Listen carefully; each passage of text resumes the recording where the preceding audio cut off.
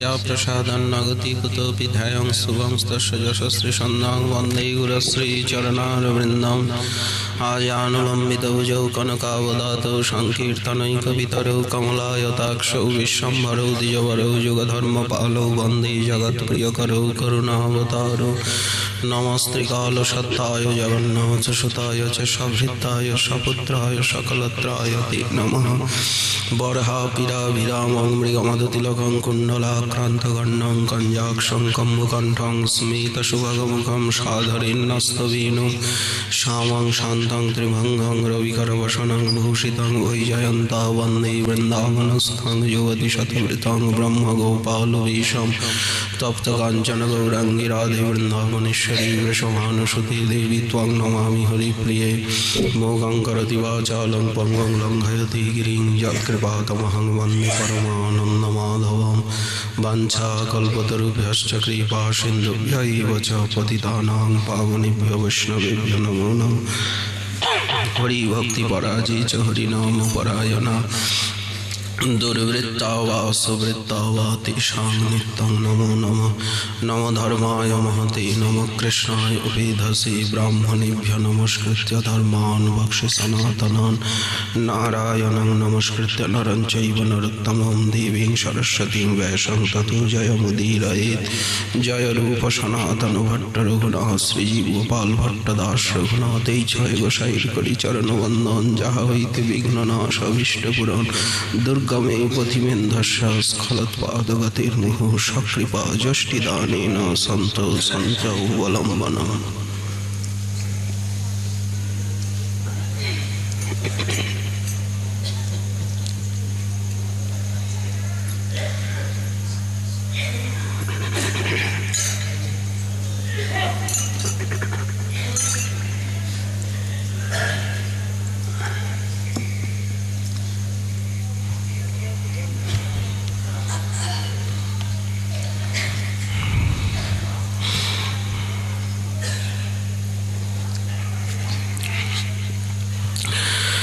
রাগের ভজন পথ কহিয়েবে অভিমত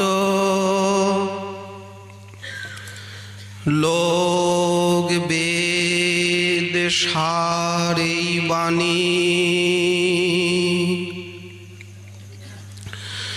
সখীর অনুগা হইয়া ব্রজে সিদ্ধ দেহ পাইয়া সেইভাবে জুড়াবে পরাণী কলিযুগ পাবনাবতার প্রেম পুরুষোত্তম স্বয়ং ভগবান পরতত্ত্ব সীমা শ্রী শ্রী রাধা মাধব মিলিত তনু শ্রী শ্রী শ্রীকৃষ্ণ চৈতন্য মহাপ্রভুর পরম প্রিয় পার্ষদবর্য বিশ্ব বৈষ্ণব বরেণ্য চূড়ামণি রূপানুগ প্রবর প্রেম ভক্তির মহারাজ নিত্যানন্দ কৃপা ঘনমূরতি শ্রীল নরোত্তম দাস ঠাকুর মহাশয়ের প্রেম ভক্তি চন্দ্রিকা নামক মহাগ্রন্থে 48 সংখ্যক ত্রিপদীতে রাগানুগা ভক্তির বিবৃতি দিতে গিয়ে শ্রীপাদ লিখলেন, রাগের ভজন পথ কহিয়েবে অভিমত লোক বেদ সারি বাণী সখীর অনুগা হইয়া ব্রজে সিদ্ধ দেহ পাইয়া সেইভাবে জুড়াব পরাণী ব্রজে সিদ্ধ দেহ পাব গুরু কৃপায়। বৈষ্ণব কৃপায় সেই সিদ্ধ দেহের অভিমান পরিপুষ্ট হবে। এই দেহকে ভুলে গিয়ে কীটভৃঙ্গ ন্যায় সর্প যেমন কঞ্চলিকাকে ত্যাগ করে, খোলস ছাড়ে, তেমনি এই দেহ এবং জগৎকে ছেড়ে কবে বৃষভানুপুরে আহিরি গোপের ঘরে তনয়া হইয়া জন্মিব। ব্রজে সিদ্ধ দেহ পাইয়া সেইভাবে জুড়াবে পরাণী। আগে সাধনে প্রাপ্তি হবে, পরে সাক্ষাৎ প্রাপ্তি। ওই জন্য মহাপুরুষগণ বলেছেন সাধনও এখানে, সিদ্ধিও এখানে। সাধনটাই সিদ্ধিকে আনছে, যেটি সিদ্ধি সেইটি এখানে সাধন আকারে গুরুদেব দিয়ে দিচ্ছেন হাতে হাতে। সেসব কথায় আমরা আসব। এখন রাগানুগা সাধকের যে সাধনগুলিকে 5 ভাগে ভাগ করা হলো, সাভিষ্ট ভাবময়, সাভিষ্ট ভাব সম্বন্ধী, সাভিষ্ট ভাব অনুকূল, সাভিষ্ট ভাব অবিরুদ্ধ এবং সাভিষ্ট ভাব বিরুদ্ধ। সে সম্বন্ধে আমরা আলোচনা করছিলাম। সাভিষ্ট ভাব সম্বন্ধী বলতে গিয়ে যেমন শ্রী একাদশী আদি ব্রত, একাদশী ব্রত না করলে তাকে বৈষ্ণব বলা হবে না। মহা বিপদ উপস্থিত হলেও অথবা পরমানন্দ উপস্থিত হলেও যিনি একাদশী ব্রত ত্যাগ করেন না, তারই বৈষ্ণবী দীক্ষা যথার্থ। যিনি সর্বজীবে সমবুদ্ধি এবং বৈষ্ণব আচরণের থেকে পরিভ্রষ্ট হন না, যিনি বিষ্ণুতে নিখিল কর্ম সমর্পণ করেছেন, কৃষ্ণার্থে যার অখিল চেষ্টা, তাকে বলা হয় বৈষ্ণব। সে প্রসঙ্গে আমরা ওই যে নীলাচল আদি ধামেতে মতবাদ আছে প্রচারিত, এটা বৈষ্ণব মতবাদ নয়, স্মার্ত মতবাদ। এটা কারা বলে? অবৈষ্ণব স্মার্ত যারা, তাদের কথা। সেই কথায় বৈষ্ণব কখনো কান দেবেন না। স্মার্তরা তো অনেক কিছুই বলে যে একাদশীতে মহাপ্রসাদান্ন সেবা করলে কোনো দোষ হয় না, কারণ মহাপ্রসাদ তো চিন্ময়। সুতরাং মহাপ্রসাদ নিত্য সেব্য, প্রাপ্তি মাত্রেন ভক্তব্যম, নাত্র কাল বিচারণা। সামনে এলেই, হাতে পড়লেই সেবা করতে হবে। সার্বভৌম ভট্টাচার্য বাসি মুখে রাত্রিবাস ত্যাগ না করে প্রসাদ গ্রহণ করলেন। চৈতন্য চরিতামৃতেই আছে, মহাপ্রসাদ ত্যাগ করলে দোষ হয়। বললেন না না, এটা বৈষ্ণব মত নয়। বৈষ্ণবগণ ভগবানের অনিবেদিত বস্তু কখনোই ভোজন করেন না। জলটুকু না, ওষুধটুকু পর্যন্ত নিবেদন করে গ্রহণ করেন। এমনকি কাপড় চোপড় গুলো পর্যন্ত প্রসাদী করে ব্যবহার করেন। সবকিছু অপ্রসাদী কোনো বস্তুর ব্যবহার নয়। সুতরাং যেখানে যেখানে বৈষ্ণব ব্রতের ব্যবস্থা, সেখানে মহাপ্রসাদ ত্যাগরূপী ব্যবস্থা জানতে হবে। একথা জীব গোস্বামী পাদ স্পষ্ট লিখে দিলেন যে বৈষ্ণবানাং নিরাহারত্বং নাম মহাপ্রসাদান্ন পরিত্যাগ এব তেষাম, অন্ন ভোজনস্য নিত্যমেব তেষাং নিষিদ্ধত্বাৎ। কারণ অপ্রসাদ তো তারা গ্রহণই করেন না। অতএব তাদেরকে যখন উপবাস করতে বলা হয়েছে তখন মহাপ্রসাদান্ন বর্জনই বুঝতে হবে।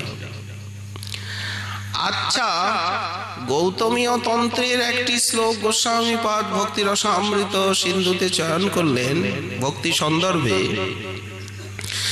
যে বৈষ্ণব যদি ভুঞ্জিত একাদশ্যাং প্রমাদত বিষ্ণু অর্চনং বৃথাস্তস্য নরকং ঘোরমাপ্নুয়া। বৈষ্ণব যদি প্রমাদবশত একাদশীতে ভোজন করেন, বললেন তার বিষ্ণু অর্চনা সব নিষ্ফল হয়ে যায়, তিনি ঘোর নরকে নরকগতি প্রাপ্ত হয়ে থাকে। ভক্তি রসামৃত সিন্ধুর টিকায় শ্রীমৎ বিশ্বনাথ চক্রবর্তী পাদ ভ্রান্ত মতের খণ্ডন করেছেন। যারা বলেন যে গোপীগণ কি একাদশী করেন, তুলসী সেবা আদি, তারা একাদশী সদাচার তুলসী সেবা আদিকে গোপীগণ করেননি, আমাদের গোপীর আনুগত্যে ভজন, এই বলে যারা একটা একথা কারা বলে, যারা উপসম্প্রদায় উপশাখা, সেই মতটাকে উনি খণ্ডন করেছেন ভক্তি রসামৃত সিন্ধুতে। সব কথা তো আর প্রকাশ্য সভায় বলা যায় না, কাদের মত খণ্ডন করছেন, কাদের কথা খণ্ডন করছেন, সেটা যারা গ্রন্থ অনুশীলন করেন দেখে নেবেন। প্রকাশ্য সভায় উপপন্থী উপশাখাদের আলোচনা মোটেই শ্রেয়স্কর নয়, অসারের আলোচনা। এখন গোস্বামীপাদ বলছেন যে হরি সম্বন্ধীয় সমস্ত বস্তুই হচ্ছে অচিন্ত শক্তি সম্পন্ন। ভক্ত, ভক্তি, ভগবান এরা অচিন্ত শক্তি সম্পন্ন, ভক্তির প্রত্যেকটি অঙ্গ। এদের অনুশীলনের ফলই হচ্ছে শ্রীহরি চরণে প্রেম প্রাপ্তি। ফলে তুচ্ছ জাগতিক সম্পদ লাভ হয় বা এতাদৃশ মহামহিমা সম্পন্ন বস্তুর সহিত যদি তার সেবা না করা যায়, অনাদর করা হয়, তাহলে সেটি ঘোরতর অপরাধ বা প্রত্যব্যয় বলে জানতে হবে। ওই যে উনি একাদশী ব্রত চিন্ময় অপ্রাকৃত বৈষ্ণবীয় শ্রেষ্ঠতম তপস্যা প্রেম প্রাপ্তির পথে অমোঘ সাধন, কেউ যদি অবজ্ঞা করে দেয়, বললেন সেটা অপরাধ ছাড়া কিছু হবে না, মর্যাদা লঙ্ঘন। এখন বলছেন যে বৈষ্ণবকে পৃথক তপস্যা করতে হবে না, কষ্ট সহ্য করতে হবে না, নিষ্ঠার সঙ্গে একাদশী ব্রত, এমনও কথা বলা হয়েছে হরিভক্তি বিলাসে, একটা একাদশী ব্রত ঠিক মতো করলেই সিদ্ধি লাভ হয়। তেমনি কার্তিকাদি ব্রত, কার্তিক ব্রত তপস্যাংশে নিমিত্ত কারণ এবং শ্রবণ কীর্তনাদি অংশে উপাদান কারণ। গোস্বামীপাদ বললেন কার্তিক ব্রত দীক্ষিত মাত্র কেন, বৈষ্ণব মাত্র কেন, মানব মাত্রেরই করতে হবে, তা না হলে প্রত্যব্যয় হয়। রাগানুগ ভক্তকে বিশেষ করে নিষ্ঠার সঙ্গে কার্তিক ব্রত করতে হবে। কেন? বৃষভানুনন্দিনীকে কার্তিকের অধিদেবী, যেমন বলা হয় কার্তিকেরও অধিদেব দামোদর দয়া করো হে, তেমনি বৃষভানুনন্দিনীকেও বলা হয় কার্তিকাধিদেবী, ঊর্জ দেবী, ঊর্জেশ্বরী, এইসব নাম গোস্বামীপাদগণ বহু জায়গায় প্রয়োগ করেছেন, পুরাণেও আছে। কার্তিক কীর্তিদেশ্বরী। তো এই জন্য বৃষভানুনন্দিনীর চরণ প্রাপ্তি লালসা, ভজনের অনর্থ নিবৃত্তির লালসায়, এই যে অনর্থগুলো যাচ্ছে না, অপরাধ ক্ষয়ের উদ্দেশ্যে রাগানুগীয় বৈষ্ণবগণ নিষ্ঠার সঙ্গে কার্তিক ব্রত করবেন। আর এটি তাদের শ্রেষ্ঠ তপস্যা, পৃথক আর তপস্যা করতে হবে না। এই যে ব্রতগুলি আছে, ব্রতগুলি নিষ্ঠার সঙ্গে যদি করা হয়, কার্তিক ব্রত নিষ্ঠার সঙ্গে করা হয়, এই তাদের চরম প্রেম ভক্তি লাভের তপস্যা হয়ে যাবে। এখন বলছেন রাগানুগা ভক্তের ভাব সম্বন্ধী সাধন নিত্য ভাগবত শ্রবণ বা সাধন। অম্বরীশ শুকপ্রক্তং ভাগবতং নিত্যং শ্রেণু।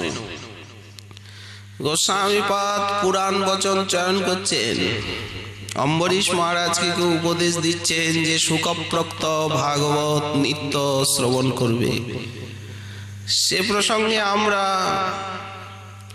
শ্রী জীব গোস্বামীর কথা আলোচনা করেছি কখনো প্রসঙ্গক্রমে, যে কোথায় বক্তা খুঁজতে যাব।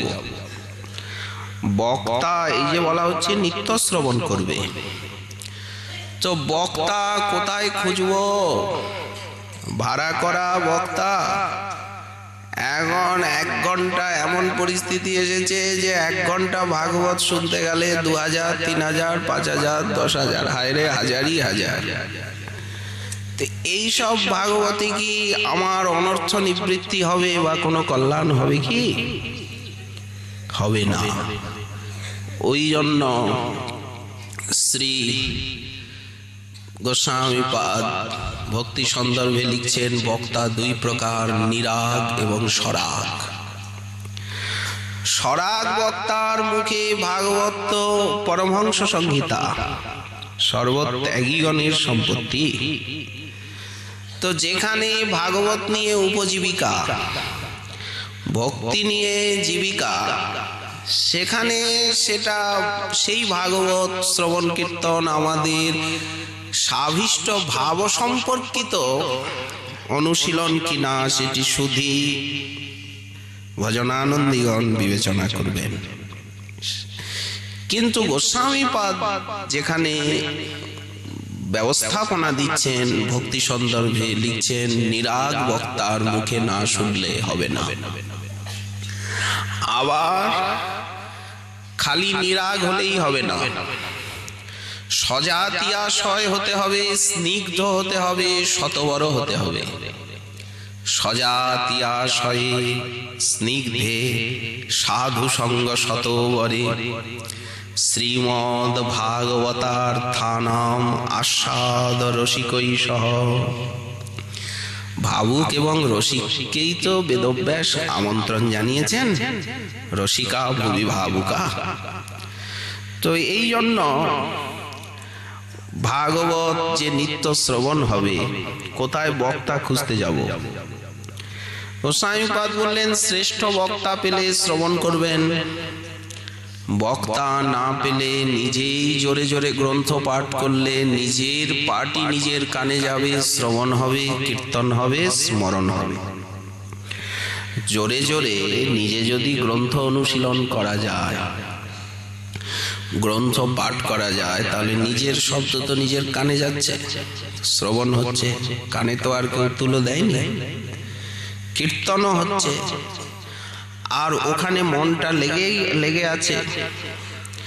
মনঃসংযোগ না হলে তো কেউ গ্রন্থ অনুশীলন করতে পারবে না।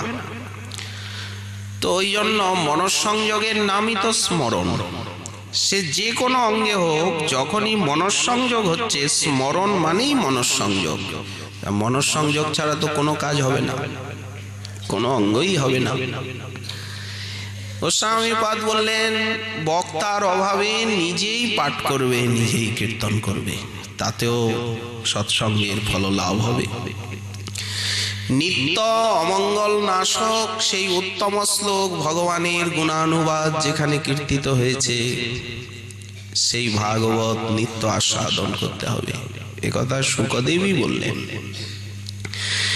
এখন বলছেন যে ভগবান নিবেদিত তুলসী, গন্ধ, চন্দন, মালা, এই যে এগুলি সমস্ত কিছু রাগানুগা ভক্তের স্বভাব সাভিষ্ট ভাব সম্বন্ধী। এই জন্য এই সমস্ত বস্তুকে সতত স্বীকার, সর্বেন্দ্রিয়ে কৃষ্ণানুশীলন। যেমন অম্বরীশ মহারাজ প্রত্যেকটা ইন্দ্রিয়ে গোবিন্দের আরাধনা করছেন, একটা ইন্দ্রিয় বাদ পড়বে কেন? যেমন হাত আছে, সেবাটা কেন বাদ পড়বে? পা তো খোরা হয়নি, পরিক্রমাটা বাদ পড়বে কেন? শরীরে যখন কানও কালা হয়নি, কানে তালাও লাগেনি, তো শ্রবণটা বাদ পড়বে কেন? একসঙ্গে তো 3-4টে অঙ্গ যাজন করা যায়। এমন কেউ সংখ্যা নাম করছেন, হরিকথা শ্রবণ করছেন, আবার চিন্তাও করছেন, আবার হাতে সেবাও করছেন। তো এই প্রকার কেউ এক অঙ্গ সাধন করছেন, কেউ বহু অঙ্গে নিষ্ঠা প্রাপ্ত হয়েছেন। কিন্তু যে কোনো অঙ্গই করুন না কেন, এই বিশেষ কলিযুগে হরিনামের প্রাধান্যে এবং হরিনামের আনুগত্যে করবেন। হরিনামকে বা নাম সংকীর্তন যাতে কখনো গৌণ না হয়, বা হরিনামের রুচি বা নিষ্ঠা যাতে শিথিল না হয়, এটিও গোস্বামীপাদ সতর্ক করেছেন যে নামের আনুগত্যে, নামের প্রাধান্যে সাধন করবেন। প্রত্যেকটি সাধনা হরিনাম সংকীর্তনের দ্বারা উজ্জ্বলীকৃত, পরিষ্কৃত এবং আস্বাদ্য মধুর হয়ে উঠবে। এখন গোস্বামীপাদ বলছেন সাভিষ্ট ভাবানুকূল। অভীষ্ট অর্থাৎ আপনার যে রাধা কিঙ্করী ভাব বা মঞ্জরি ভাব বা মহাপ্রভুর দাসানুদাস ভাব, দুটো তো একই, অখণ্ড। তো এই ভাবকে, ভাবের অনুকূল হচ্ছে এগুলি। অতএব এই সাধনগুলো আপনাকে করতে হবে। সেটি কি? তুলসী কাষ্ঠের মালা ধারণ করতে হবে, তুলসী মালা অবশ্য, তা না হলে এটা বৈষ্ণব চিহ্ন। যদি তুলসীর মালা ধারণ না হয়, দীক্ষা আদি নিয়েছি, কি মালা পরতে লজ্জা লাগছে বলে ওসব বললে হবে না। তুলসী কাষ্ঠের মালা ধারণ এবং গোপীচন্দনাদিকৃত তিলক, ঊর্ধ্বপুণ্ড, নামাক্ষর অঙ্গে লেখা, চরণ চিহ্ন আদি ধারণ, এগুলি এই সমস্ত বৈষ্ণব চিহ্ন ভাবানুকূল। তুলসীর সেবা, পরিক্রমা, প্রণাম, এই সমস্ত ভাবের অনুকূল। তেমনি গো, অশ্বত্থ, ধাত্রী, ব্রাহ্মণাদির সম্মান, এগুলি ভাব অবিরুদ্ধ, এতে কোনো বিরুদ্ধ হবে না। এগুলো করলে ভালোই হবে, মন্দ হওয়ার কোনো সম্ভাবনা নেই। এখানে গোস্বামীপাদ বলছেন যে বৈষ্ণবী শক্তির অধিষ্ঠান হচ্ছেন তুলসী। বিষ্ণু শক্তি নিত্য আবির্ভূতা তুলসীতে। বিশ্বনাথ চক্রবর্তী পাদ বললেন লীলাভিধানা কিল কৃষ্ণ শক্তি তুলসী।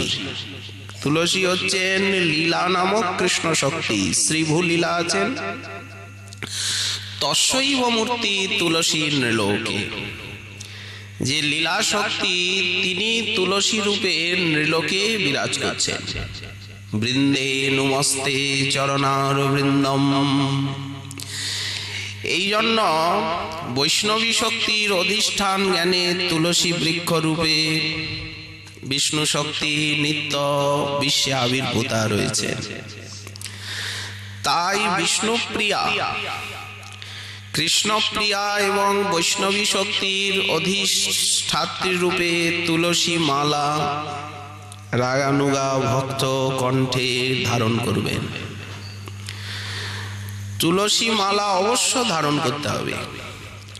আচ্ছা, এই তুলসী মালা ধারণের বিধি হচ্ছে যে গুরুদেব স্বয়ং মালা সংস্কার করে শিষ্যের কণ্ঠে মালা পরিয়ে দেবেন এবং গুরুদেব তুলসীতে বৈষ্ণবী শক্তির ধ্যান করবেন। ভগবানকে অর্পণ করে, গুরুবর্গকে অর্পণ করে সেই প্রসাদী মালা উনি শিষ্যের কণ্ঠে পরিয়ে দিচ্ছেন। বাজার থেকে নিজে নিজে কিনে নিয়ে যে পড়লাম তা হবে না। আচ্ছা, এই মালা শব্দের মা এবং লা, গোস্বামীপাদ পুরাণের থেকে শ্লোক চয়ন করছেন মালা শব্দের ব্যাখ্যায়। দানে লা ধাতুর উদ্দিষ্টা। লা ধাতুর অর্থ হচ্ছে দান, আর মা শব্দের অর্থ হচ্ছে সম্পত্তি। তাহলে দানে লা ধাতুর উদ্দিষ্টা মাং লাসি হরিবল্লভে ভক্তেভ্যশ্চ সমস্তেভ্য তেন মালা নিগদ্যতে। মালার নিরুক্তি বলা হচ্ছে, হে হরিবল্লভে তুলসী, হে কৃষ্ণপ্রিয়ে তুলসী, তুমি সমস্ত ভক্তগণকে প্রেম ও সম্পত্তি দান করো। মা বলতে সম্পত্তি আর লা বলতে দান, এই জন্য তোমার নাম মালা। আমি তোমাকে ধারণ করছি, তুমি আমাকে প্রেম ভক্তি প্রদান করো। আচ্ছা, কেউ কেউ বলেন যে মনে মনে ভজন করলেই তো হয়, বলেন না যে তিলক মালা এসবের কি প্রয়োজন? বললেন না, এই যে বৈষ্ণবীয় চিহ্ন বা বৈষ্ণবীয় তেজ ধারণ হচ্ছে তিলকাদির দ্বারা, এটি ভগবানের উপাসনা। বৈষ্ণবগণ, আমরা বললাম রাগানুগা ভক্ত যারা, তারা অঙ্গন্যাস করন্যাস করেন না। তাদের অঙ্গন্যাস করন্যাসের থেকে এই যে তিলক ধারণ করছেন তারা, কেশব, নারায়ণ, মাধব, গোবিন্দ আদি দ্বাদশ নাম নিয়ে দ্বাদশাঙ্গে, এই তো অঙ্গন্যাস হয়ে যাচ্ছে স্বাভাবিক। আবার হাতের আঙ্গুল টিপতে হবে কেন? বিবিধ মুদ্রা। দ্বাদশাঙ্গের তিলক ধারণে দ্বাদশ মূর্তি ভগবানের নামিত হচ্ছে, তার সঙ্গে কি হচ্ছে? কীর্তি, কান্তি, তুষ্টি প্রভৃতি নারায়ণী শক্তিকে উনি দ্বাদশাঙ্গে ধারণ করছেন। এসব এই যে দ্বাদশ নাম নেওয়া হচ্ছে ভগবানের, এই দ্বাদশ নামের সঙ্গে দ্বাদশ শক্তিকে উনি অঙ্গে অঙ্গে ধারণ করছেন। এই জন্য তিলককে বলা হয় বৈষ্ণবীয় তেজ, বৈষ্ণবীয় শক্তি। কান্তি, কীর্তি, তুষ্টি, পুষ্টি, এই সমস্ত শক্তিকে উনি ধারণ করছেন, নারায়ণী শক্তি। এবং বিষ্ণু তেজ ধারণের অভ্যাসের দ্বারা কি হচ্ছে? দেহ মন প্রাণ বিষ্ণুময় হয়ে যাচ্ছে। এই সমস্ত রহস্য যারা না বোঝেন, তারা মালা তিলক ধারণের প্রতিবাদ করে। রহস্য না বুঝে তারা বলেন যে ভক্তি তো অন্তরের বস্তু, ভিতরে ভিতরে সব, বাইরে আবার সব জঞ্জাল উৎপাত কেন? বললেন না, এইভাবে ভেতরে ভেতরে বৈষ্ণব চিহ্ন ধারণ না করলে অন্তঃকরণ শুদ্ধ হয় না। অন্তঃকরণ শুদ্ধ না হলে বিষ্ণু শক্তির আবির্ভাব হয় না চিত্তে। সর্বোপরি এই তিলক মালা হচ্ছে স্বরূপ জ্ঞানের দ্যোতক, সম্বন্ধ জ্ঞানের দ্যোতক, ভগবানে আত্মনিবেদনের চিহ্ন। আমি যে তার চরণে সমর্পিত আত্মা, আমি যে কায় মনোবাক্যে তার দাস, বলেন এই দাসত্বের চিহ্ন হচ্ছে তিলক মালা আদি। তাহলে দাস কেন দাসত্বের চিহ্ন ধারণ করবে না? অবশ্য করবে। ওই জন্য বৈষ্ণবের লক্ষণ করা হচ্ছে তিলক মালা।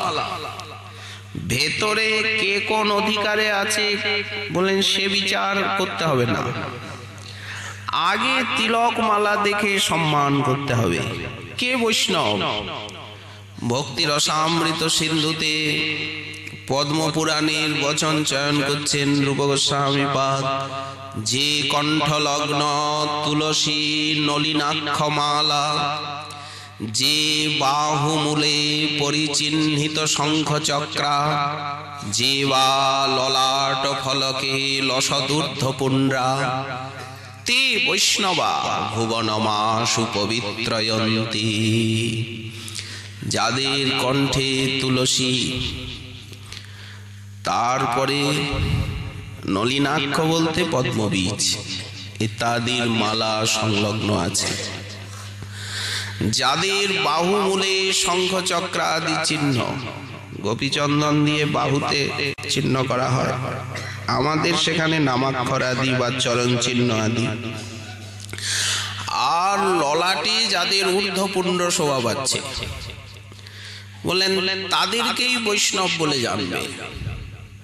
তারা শীঘ্র ভুবনকে পবিত্র করেন এই চিহ্নগুলি ধারণের দ্বারা। যারা দেখবেন তারাও তো পবিত্র হয়ে যাবেন। তদ্রূপ হরিনামাক্ষর ধারণ, বক্ষে বাহু আদিতে হরিনামাক্ষর লিখন, এটা হচ্ছে ত্বকের দ্বারা নাম গ্রহণ।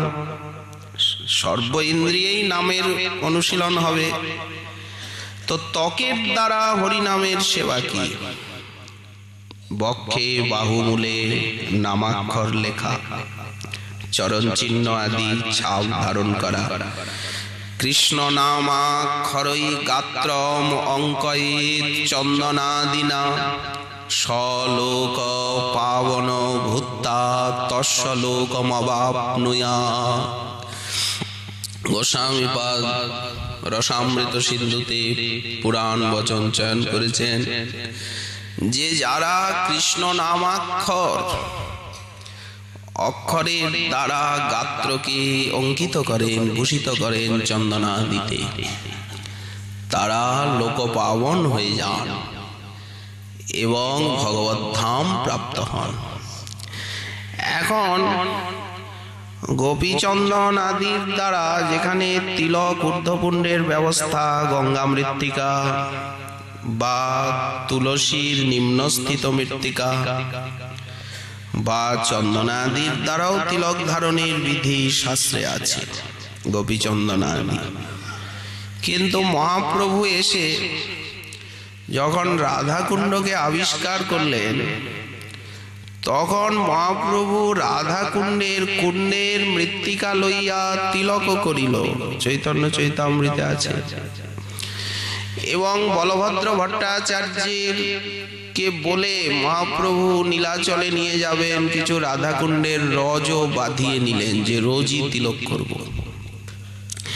এর দ্বারা উনি শেখালেন যে গোপীচন্দন আদি অপেক্ষাও গঙ্গা মৃত্তিকা, তুলসী তল মৃত্তিকা অপেক্ষাও রাধাকুণ্ড রজের শ্রেষ্ঠতা। কারণ রাধাকুণ্ড রজ হচ্ছে সাক্ষাৎ রাধা পদরেণু, রাধা চরণ রেণু। ওই জন্য আমাদের ব্রজবনবাসী বৈষ্ণবগণ সবসময় এই রাধাকুণ্ডের রজকেই রাধা পদরেণু রূপে মস্তকে ধারণ করেন। এটিও এ প্রসঙ্গে জানতে হবে।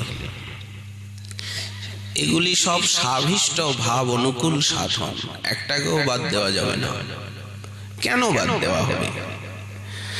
আচ্ছা, যেখানে দীক্ষা আছে অথচ তিলক মালা, জপমালা, সদাচার, একাদশী আদি নেই, এখন সেই দীক্ষায় তো কতদূর কি অগ্রগতি লাভ হবে না না হবে সেটি যিনি নিয়েছেন তিনি বিবেচনা করবেন, শাস্ত্র কিছু বলবে না। আচ্ছা, তুলসী সেবন এটি গৌড়ীয় বৈষ্ণবের ভাবানুকূল সাধন। তুলসী পরিক্রমা, প্রণাম আদি 9 প্রকারে তুলসী সেবার ব্যবস্থা গোস্বামীপাদ হরিভক্তি বিলাসে ভক্তিরসামৃত সিন্ধুতে বলেছেন। দৃষ্টা, স্পৃষ্টা তথা ধ্যাতা, কীর্তিতা, নমিতা, শ্রুতা, রোপিতা, সেবিতা, নিত্যং পূজিতা তুলসী শুভা। এই 9 প্রকারে বৃন্দাজির সেবা। নিত্য তুলসী দর্শন, নিত্য বৃন্দাজিকে স্পর্শ করা, নিত্য তুলসীর ধ্যান, তুলসীর নাম কীর্তন, তুলসী প্রণাম, তুলসীর মহিমা শ্রবণ, তুলসী বৃক্ষ রোপণ, বর্ষা ঋতুতে জল সেচন এবং তুলসী তল মার্জনা আদি, এবং গন্ধ পুষ্পের দ্বারা তুলসীর সেবা। এই নববিধ তুলসী সেবা পরম মঙ্গলদায়িনী। এই জন্য বৈষ্ণবগণ নিত্য বিষ্ণুপ্রিয়া তুলসীর অর্চনা করেন। পরিক্রমা, প্রণাম, তুলসী মঞ্জরি পত্র আদি ভক্ষণ, তুলসী কাষ্ঠের মালা আদি ধারণ, তুলসী মূলের মৃত্তিকা ইত্যাদি ধারণ। এই রকম বিষ্ণুপ্রিয়া কৃষ্ণপ্রিয়া তুলসীর এই সাধনের কথা শাস্ত্রে বর্ণিত হয়েছে। এতে ভগবান পরম তুষ্ট হয়ে থাকেন। শ্রী রূপ গোস্বামী পাদ তিনি এ প্রসঙ্গে একটা স্বরচিত শ্লোক লিখেছেন। যা দৃষ্টা নিখিলাঘ সঙ্গ সমনি স্পৃষ্টা বপু পাবনি রোগানাম অভিবন্দিতা নিরসনী সিক্তান্তকত্রাসিনী প্রত্যাশক্তি বিধায়িনী ভগবত কৃষ্ণস্য সংরোপিতা নস্তা তচ্চরণে বিমুক্তি ফলদা ইয়াস্তস্যৈ তুলস্যৈ নমঃ। তুলসী মহারানীকে বৃন্দাজিকে দর্শন করলে কি হয়? বললেন নিখিল পাপ সমূহ নষ্ট হয়। যা দৃষ্টা নিখিলাঘ সঙ্গ সমনি। বৃন্দাজিকে স্পর্শ করলে কি হয়? যাকে স্পর্শ করলে স্পৃষ্টা বপু পাবনি, দেহ পবিত্র হয়ে যায়, চিন্ময়ী শক্তি দেহে প্রবেশ করে।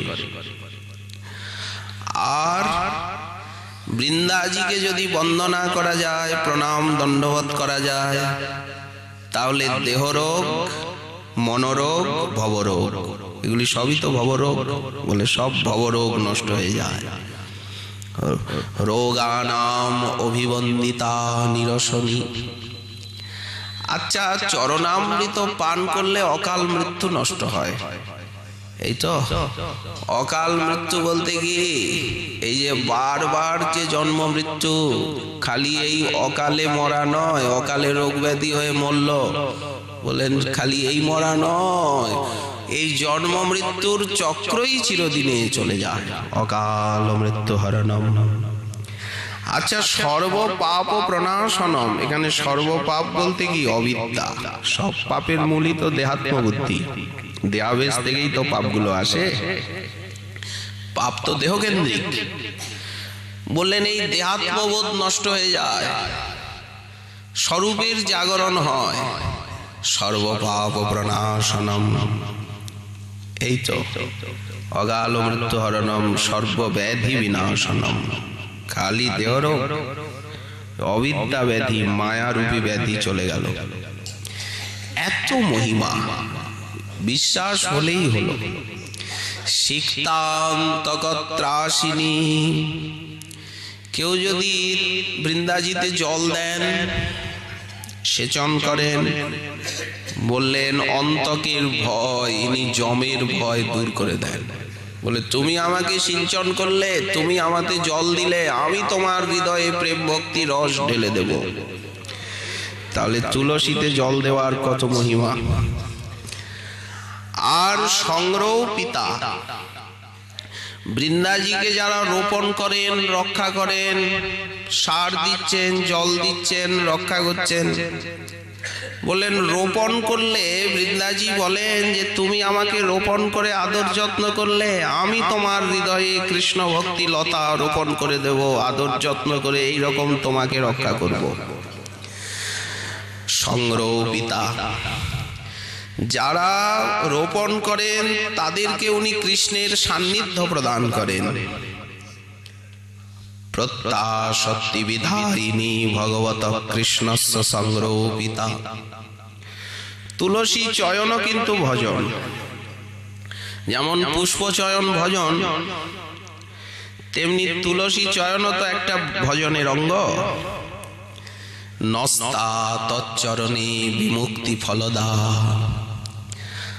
আর যারা চন্দন লিপ্ত তুলসী কৃষ্ণচরণে অর্পণ করেন, বৃন্দাজি তাদেরকে প্রেম ভক্তি প্রদান করে ধন্য করেন। কৃষ্ণের জল তুলসী দেয় যেই জন, তার ঋণ শোধিতে কৃষ্ণ করেন যতন। জল তুলসীর সমকৃষ্ণের ঘরে নাহি ধন। সে কি কথা! উনি সরৈশ্বর্য অধিপতি, অনন্ত কোটি ব্রহ্মাণ্ড নায়ক, শ্রীভূ লীলা যার সতত সেবা করছে, আর ওনার ঘরে সম্পত্তি নাই যে জল তুলসীর বিনিময়ে উনি ভক্তকে দেবেন। বলে উনি মনে করেন যে এগুলি তো ভক্ত তো কিছু চায় না, আমি তাকে কি দেব। অনন্ত কোটি ব্রহ্মাণ্ড আছে আছে, কিন্তু ওগুলি তো প্রাকৃত, ওগুলি তো অপ্রাকৃত নয়। ওগুলি দিলে কি আর ভক্তের তুলসী দেওয়ার প্রতিদান হবে? তাই আত্মা বেচি করেন কৃষ্ণ ঋণের শোধন। তুলসী দলমাত্রেণ জলস্য চুলুকে নবা বিক্রীণিতে সমাত্মানম ভক্তিভ্য ভক্তবৎসল। অদ্বৈত আচার্য প্রভু এই শ্লোকটা দেখেই তো আনন্দে আত্মহারা হলেন। সেই গঙ্গা জল তুলসী অনুক্ষণ কৃষ্ণপাদ পদ্মভাবী করেন অর্পণ। হুঙ্কার করেন কৃষ্ণ আবেশের তেজে, সে ধ্বনি ব্রহ্মাণ্ড ভেদী বৈকুণ্ঠেতে বাজে। তো জল তুলসী দিয়েই তো অদ্বৈত প্রভু গোলকনাথকে ভুলোকে আনলেন। নস্তা তচ্চরণে বিমুক্তি ফলদা। এই তুলসীর মহিমা শুনলেই বুক জড়িয়ে যায়। তাহলে যারা এইভাবে বৃন্দাজির সেবা করেন তারা কত ভাগ্যবান। কেন তুলসী সেবা করবেন না? এটা ভাবের কতটা অনুকূল। এখন বলছেন গাভী, অশ্বত্থ, ধাত্রী বলতে আমলকি বৃক্ষ, এবং ব্রাহ্মণাদির সম্মাননা। সম্মান তো সকলকেই করতে হবে। কুকুর ব্রাহ্মণ চণ্ডাল কুকুরান্ত করি, দণ্ডবৎ করিবে বহুমান্য করি। এই সে বৈষ্ণব ধর্ম, সবারই প্রণতি। সকলকে সম্মান করা, সকলকে প্রীতি করা, সকলকে দণ্ডবৎ করাটাই হচ্ছে বৈষ্ণব ধর্ম। এক কথায় বৈষ্ণব ধর্ম কাকে বলে? এই সে বৈষ্ণব ধর্ম, সবারই প্রণতি। বলেন যে অবিচারে সকলকে দণ্ডবৎ করতে পারে না, সকলকে সম্মান করতে পারে না, সে বৈষ্ণবতা রহিত। সেই ধর্মধ্বজি বৈষ্ণব হয়ে যে উশৃঙ্খল উদ্ধত, অন্যকে অসম্মান করে, নিন্দা করে, ব্যাসাবতার বলছেন সেই ধর্মধ্বজি যার ইথে নাহি রতি। কত বড় গুরুত্বপূর্ণ কথা। আচ্ছা, যদি ব্রাহ্মণ চণ্ডাল কুকুরকে পর্যন্ত দণ্ডবৎ করতে হয়, তাহলে যারা পূজ্য, যারা সম্মাননীয়, তাদেরকে তো সম্মান করতেই হবে স্বাভাবিকভাবে। তা না হলে মর্যাদা রক্ষণ হয় সাধুর ভূষণ, মর্যাদা লঙ্ঘিলে হয় নরকে গমন। জগদানন্দ পণ্ডিত সত্যভামার অবতার, মহাপ্রভুর সতীর্থ সমাধ্যায়ী নবদ্বীপের থেকে, সেই একান্ত অন্তরঙ্গ জগদানন্দ, যার সঙ্গে প্রভুর সখ্য ভাব, প্রায়ই বাদ বিবাদ হয়। অবশ্য প্রভুর সেবা নিয়েই ঝগড়াঝাটি যা কিছু হয়। জগদানন্দ আত্মসুখের জন্য কোনো সময় রোষ করেন না। প্রভুকে খাওয়াতে ভালোবাসেন, প্রভু একটু সুখে থাকুন, এইটি উনি চান।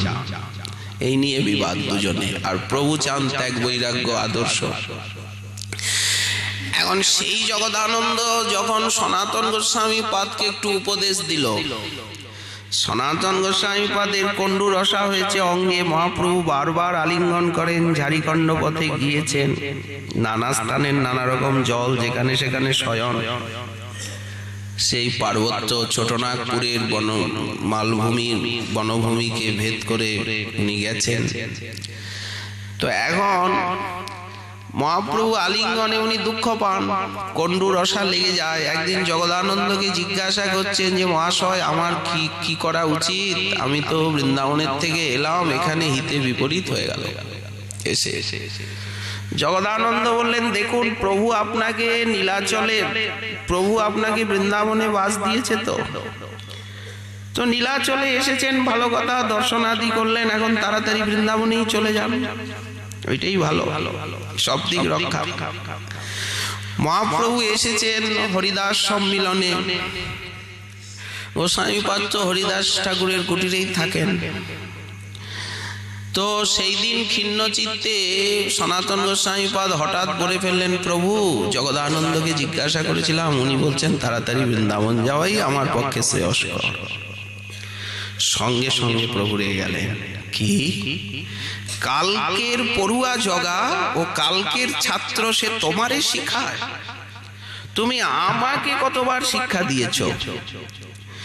কারণ আমি যখন রামকেলির থেকে বৃন্দাবন যাব, তখন না তুমি আমায় শেখালে, তোমার মুখে কৃষ্ণ আমাকে শেখালো, যার সঙ্গে লোক লক্ষ কোটি, বৃন্দাবনে যাইবার কি নহে পরিপাটি, একলা যাইব কিবা সঙ্গে একজন, তবে সে সভয়ে বৃন্দাবনেরও গমন।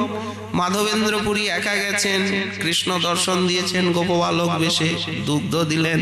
বিল্লমঙ্গল একা গেছেন, আর আমি কিনা যাব এত লোক নিয়ে ঠাট বাট সাজিয়ে, একেবারে বাদিয়ার নাট পেতে, তুমি এরকম আমাকে শিখিয়েছ।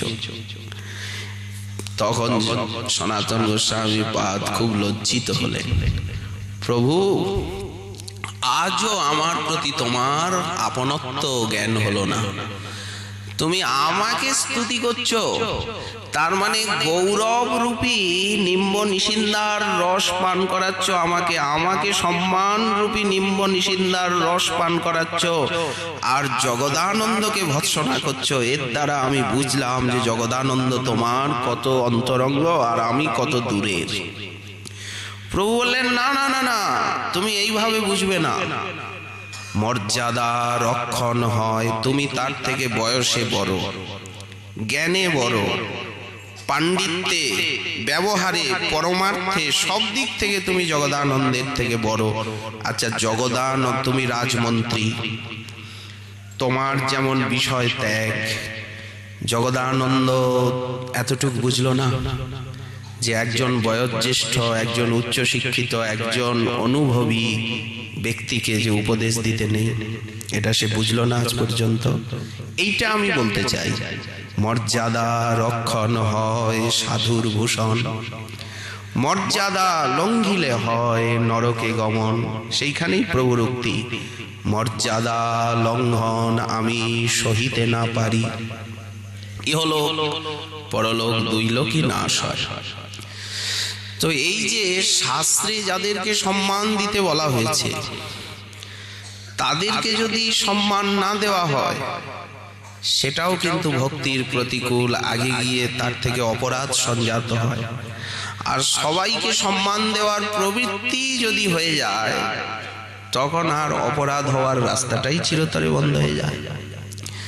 এটা ব্যাপক কথা। এখন গোস্বামীপাদ সাভিষ্ট ভাব অবিরুদ্ধ সাধন বলতে গিয়ে বললেন, গাভীকে সম্মান দেবে, সকলকে তো সম্মান দেবে, গাভীর সম্মান। এই প্রসঙ্গে গৌতমাদি ঋষিগণ বলেছেন, গৌতমীয় তন্ত্রে আছে, নিত্য গো কণ্ডুয়ন, গোগ্রাস দান, গো প্রদক্ষিণ। গোগণ যদি প্রসন্ন হন, তাহলে গোপাল প্রসন্ন হবেন। গোস্বামীপাদগণ বহু জায়গায় এসব শ্লোক চয়ন করেছেন। অশ্বত্থ বৃক্ষের সম্মান, ধাত্রী আমলকীর সম্মান এবং ব্রাহ্মণাদির সম্মান, এতে ভজনের পরিপুষ্টি হবে তাদের আশীর্বাদে, তাদের কৃপায়। এইভাবে সাভিষ্ট ভাবময়, সাভিষ্ট ভাব সম্বন্ধী, সাভিষ্ট ভাবানুকূল আর সাভিষ্ট ভাব অবিরুদ্ধ। আর সাভিষ্ট ভাব বিরুদ্ধ আমরা বলেছি যে অঙ্গন্যাস, করন্যাস, দ্বারকার ধ্যান, মহিষীগণের ধ্যান আদি যদি কিছু থাকে তাহলে ওই দ্বারকায় টেনে নিয়ে চলে যাবে।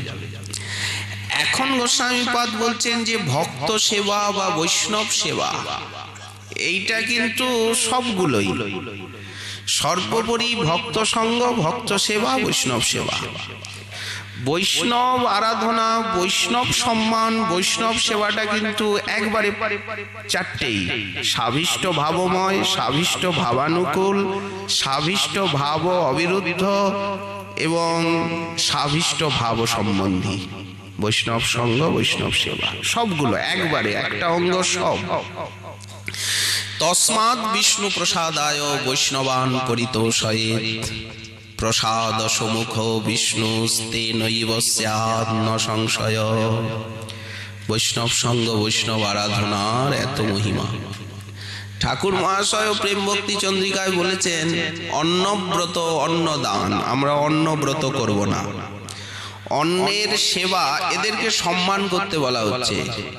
গো, অশ্বত্থ, ধাত্রী আদি যাবৎ সম্ভব আপনার ক্ষমতা থাকলে সেবা করুন, না করুন, কিন্তু বৈষ্ণব সঙ্গ, বৈষ্ণব সেবা কিন্তু অপরিহার্য, এটা করতেই হবে। অন্নব্রত, অন্নদান নাহি কর বস্তু জ্ঞান। অন্নকে দান করতে হবে না, বৈষ্ণবকে দান করতে হবে, বৈষ্ণবকে সেবা করতে হবে, অন্নব্রত করতে হবে না। একমাত্র এই একাদশী আদি এবং কার্তিক ব্রত আদি ব্রত, অন্নব্রত, অন্নদান আমি নাহি কর বস্তু জ্ঞান। অন্য কোনো দেবদেবীর সেবা করতে হবে না। গো সেবার কথা বলা হলো, এটাও সাধ্যানুরূপ। সামনে গাভী এসেছেন, সম্মান করো, সেবা করো, কিন্তু যে করতেই হবে, কিন্তু বৈষ্ণব সেবা করতেই হবে। অন্নব্রত, অন্নদান নাহি কর বস্তু জ্ঞান, অন্ন সেবা, অন্ন দেব পূজা। কোনো দেবদেবীর আরাধনা করা যাবে না। বলি যে প্রসাদ দিয়ে, অনেক কালের আমাদের বংশের ঠাকুরানী আছেন, বলে এখন কাক বলে দান করে দাও, কোনো মন্দিরে দিয়ে দাও, দেবদেবীর পূজা নিষেধ। বলি প্রসাদ দিয়ে, বলেন না, প্রসাদ দিয়েও নয়। কেন? দেবদেবীদের একটা শক্তি আছে, তোমার মনটাকে টেনে নেবে, ধীরে ধীরে ইষ্ট নিষ্ঠার হানি হবে, আর ওদের একটা প্রভাব আছে, মনটাকে টেনে, মনটা তখন ভাগাভাগি হয়ে যাবে। ওই জন্য অন্ন সেবা, অন্ন দেব পূজা। বলি কতকাল ধরে যে লক্ষ্মীর আসন আছে, লক্ষ্মী তো রাধারানীরই অংশাবতার, এখন লক্ষ্মীকে তাড়িয়ে কোথায় অলক্ষ্মী হবো নাকি? বলেন না না, দরকার নেই, দণ্ডবোধ করে রেখে দাও, তুলে রেখে দাও, কাউকে দিয়ে দাও যে নিয়ে যান, দয়া করে সেবা পুজো করেন, যা করেন করেন। অন্ন সেবা, অন্ন দেব পূজা। হা হা কৃষ্ণ বলি বলি বেড়াবো আনন্দ করি, মনে মোর নহে যেন দুজা। এই মহাপ্রভু এবং আচার্য পাদগণের সম্মত শুদ্ধ ভক্তি পন্থা।